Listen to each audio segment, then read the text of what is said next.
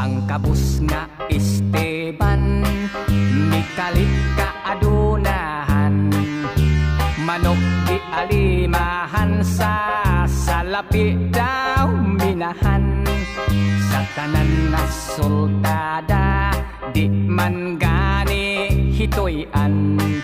ang manok ni San Pedro nga nang haod sa bulangan, si Don Miguel nga tikasan, gisurambaw si Esteban,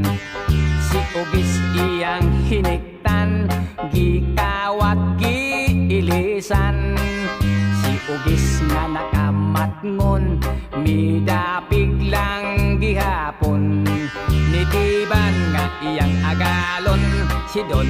Miguel gipordoy noon, ang manok ni San Pedro